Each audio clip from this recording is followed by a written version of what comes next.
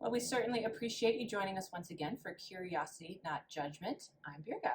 And I'm Gary.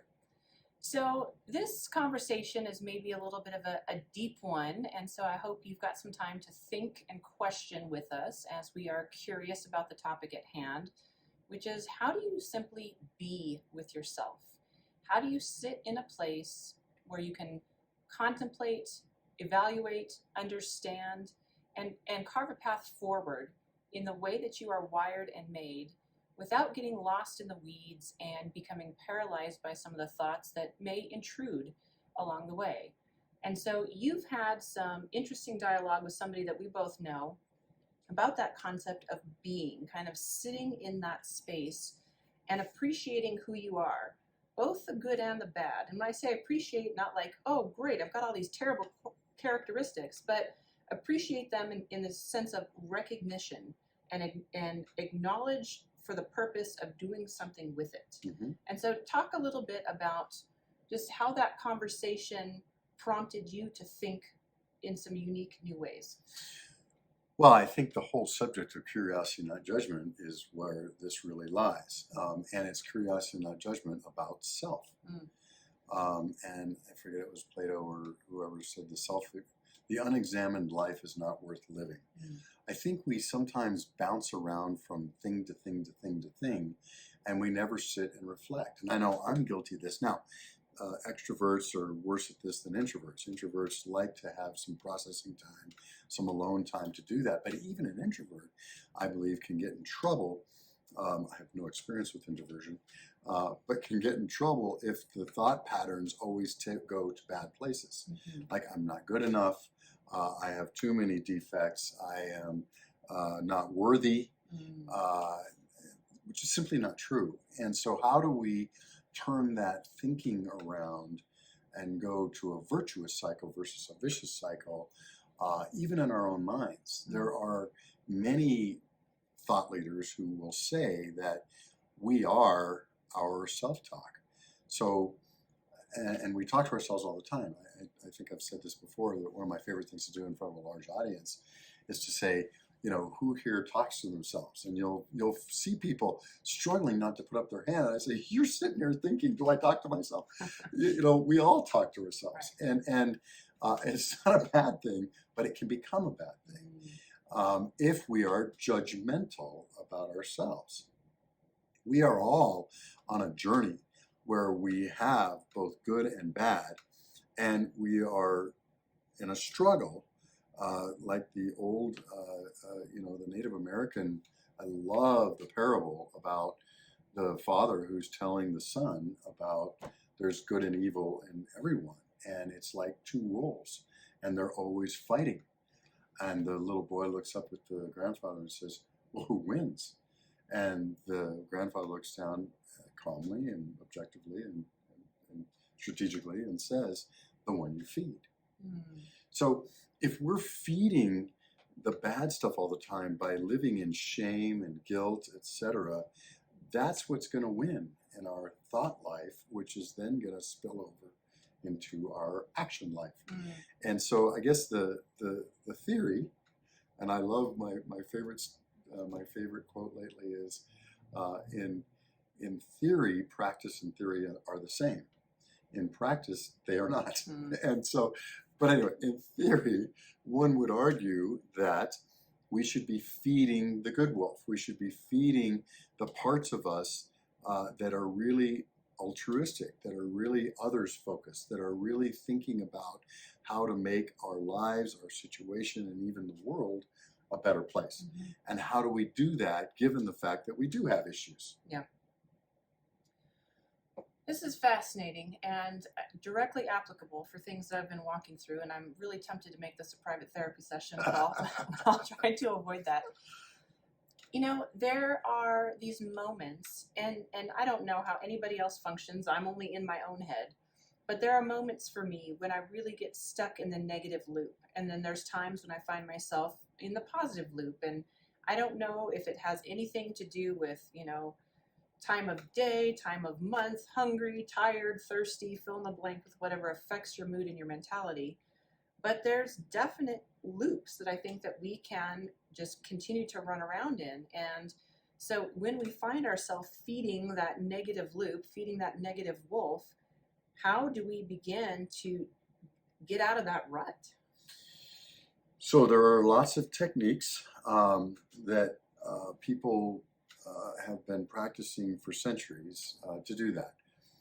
From breathing to doing some kind of a little exercise to something physical. It's all around breaking the current thought pattern and stopping it, and then causing the ability, not necessarily the eventuality or the absolutely, a positive thought process to come in. There's different ways to do that, but I think the first thing to do is to stop going down the negative track. Most of us know how to do that sometimes, and I do this a lot.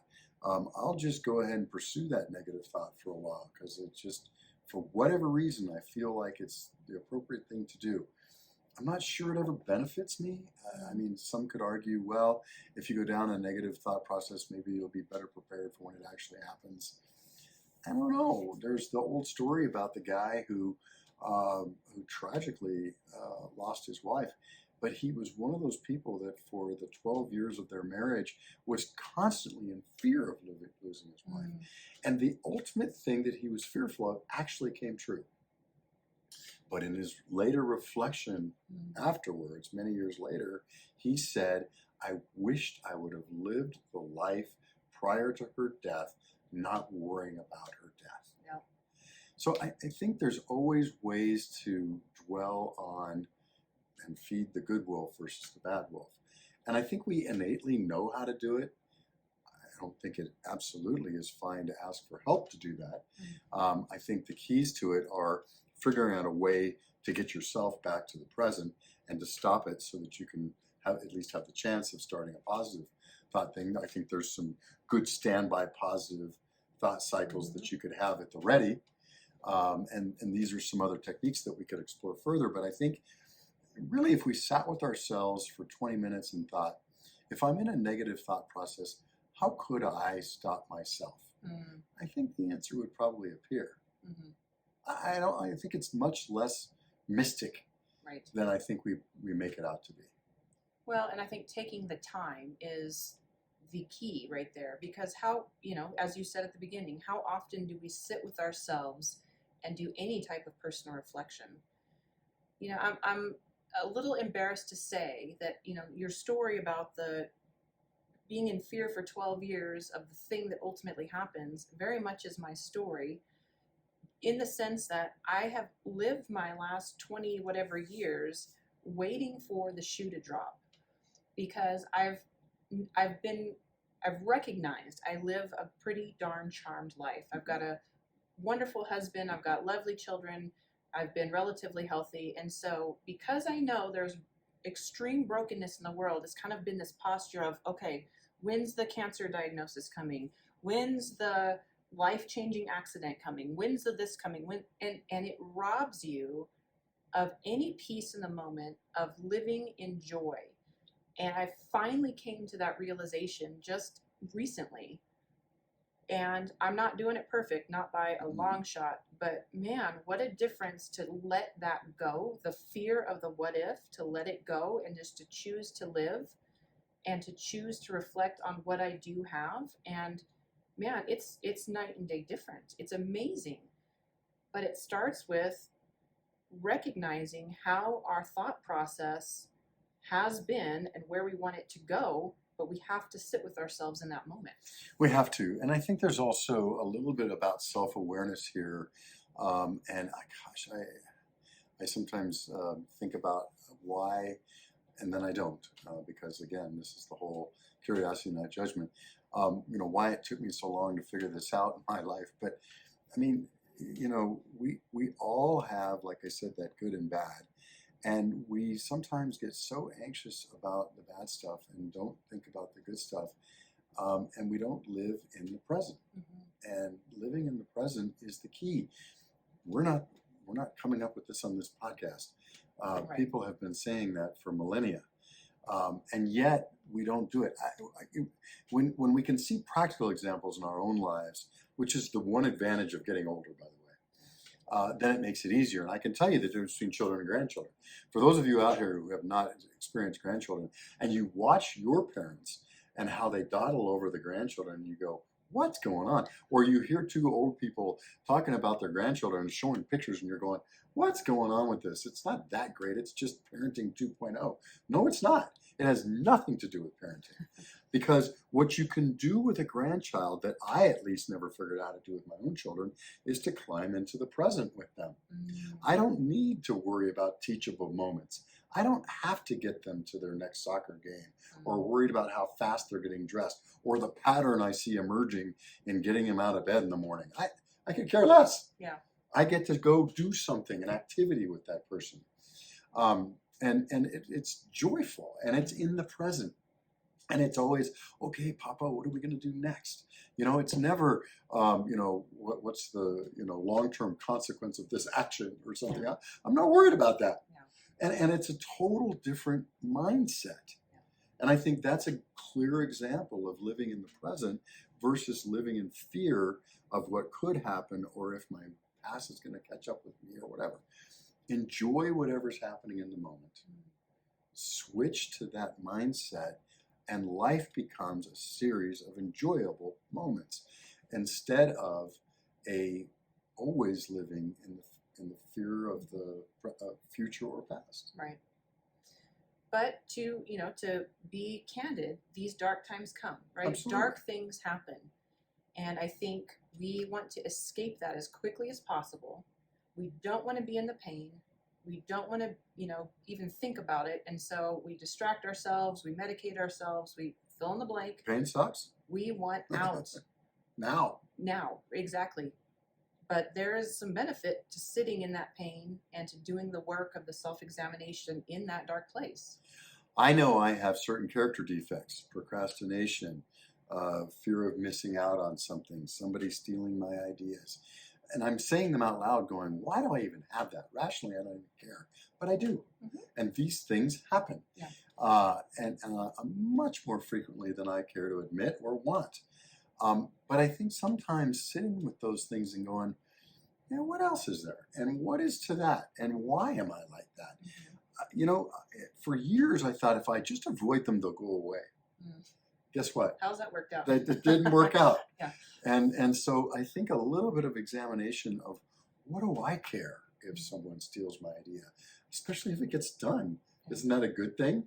Maybe they heard me talking about it and they took off and did it because I'm such a non-detail person, I'm never going to execute. Great. Why is that a bad thing? That's a good thing. Use the extra time to come up with a better idea. Why? So I can go through that process and go, okay, so I'm a little better at that now than I used to be. And then what other defects do I have? Believe it or not, until last year, I probably couldn't even have named the things that are known defects because I would just avoid them. Mm-hmm. And I certainly wouldn't admit them out loud, right? Yep. But if I named them, then I can deal with them. Yeah. I can actually address them. If I don't, and I never do, and I hope they never come up, what's the old saying? Suppressed feelings never die. They just come up, you try to bury them. They just come up later in uglier ways and you get this, visualization of a zombie or something. It's the same thing with your defects, with the shadow side, with the dark things, with that little hatred that you can't get rid of, the judgment that's in there. Those things are there. And if you don't deal with them, they're going to come out when you don't want them to. What I believe we're not saying is to sit and stew in a place of anger and bitterness when you are having conflict with somebody. But what we are saying is if there's anger and bitterness, to sit with it long enough to get to the root and to figure out why the feeling is there in the first place. Absolutely. It's just like, you put your hand on a hot stove, you feel that pain. The purpose is to get rid of it, is to stop it. So allow yourself time to reflect and to examine, but then move on. I mean, that's the key. The goal is not to sit there and identify it so that you can sit in it. The goal is so that you can move on from it and not let it affect you and your relationships in negative ways. Easier said than done. Absolutely. No question. But that is the goal. The goal is not to, again, say, oh man, let's make a list of my defects so I can feel even worse about myself. No, the thing is to name them so that you can address them and try to think about them for a little bit, a couple of minutes, and then get out of there. Yeah. Right? And move on. For me, the pain is too much for me to admit those things and to deal with them. I don't have to worry about getting out of there because I run as fast as I can. But I know that it's important work to sit with it for a little bit. Yeah. I think the phrase stuck in a rut may not be as visually compelling in this day and age as it was maybe 100 years ago. But I remember walking a literal trail where there had been a wagon caravan, and you could very clearly see the grooves in the earth that had been worn over and over and over again as settlers were going whichever way. And that stuck in a rut, that visual to me has always been very important, because you can imagine if you're driving a wagon train and you're following the path that 7,000 people have driven before you, and you want to deviate, the actual inertia that it would take to hop your cart out of that rut would be extreme, and probably a good chance you're going to break your wheel axle. And so it's not easy to do when you have these pathways of thinking that have been deeply carved, deeply entrenched in your mind. But it is possible and it is necessary, but it starts with that mindfulness and sitting with self and understanding where those thought patterns, those thought processes came from, and choosing to begin a new path loop in your mind. And you say loop, but the neurons traveling through your mind actually do create a rut. Mm-hmm. So yes, the wagon wheel one is a very good one, but the neuro linguistic one, anyway, that one is that you actually do create a rut in your brain of neurons when you have a situation and you have a standard reaction to it. Mm-hmm. And it does take an effort to say, okay, stop and do something new. Now, we do that as a body protection mechanism. There's too many inputs, too many things in our lives that happen to us for us to be able to respond every single time in a different way. Mm-hmm. So we set ourselves up into ruts so that we can then concentrate on the new stuff we get hit with on a daily basis. So that's okay as long as the ruts are working for us. Mm. The key is the ruts that aren't working for us, Right. and then to examine those and see if there's a new path. Mm. So without digging ourselves into too deep a hole, maybe it's a good time to kind of just wrap this up with asking ourselves some questions about, are we allowing ourselves to be curious about thought patterns in our lives? Are we curious enough to sit with ourselves and get out of that place of judgment, self-judgment being one of the key ones? I'm not good enough, I'm not strong enough, I'm not fast enough, fill in the blank of whatever your language is. How do we shift from judgment of self into curiosity to escape that track? And that's the key part, is asking questions and being curious. So it can be as simple as, why do I care if someone steals my ideas? It can also be, what does that affect in me? Mm. What is it about me, my past, my environment, my thinking, my past thinking, my old ideas that are triggered by that? Yep. What is that? And I think that's very useful. The other thing is, what can I do differently in the future? And driving is a good one, right? Whenever I get frustrated with somebody who's in my way, why do I get upset about that? Is it because I have a car that will go faster? Well, that doesn't make any sense. Everybody else on the road has a car that's going faster, that could go faster than this person, right? Sure. So what is it about me that wants to race in front of that person and be upset about? And then what can I do differently and that would cause a better outcome? Yeah. So some really good questions to sit with, to sit in, and to navigate through as you continue on your journey out of judgment into curiosity. Good luck. So, all right, we'll wrap it up for today, but thank you once again. Always look forward to your comments and your feedback, and we will see you next time. Take care.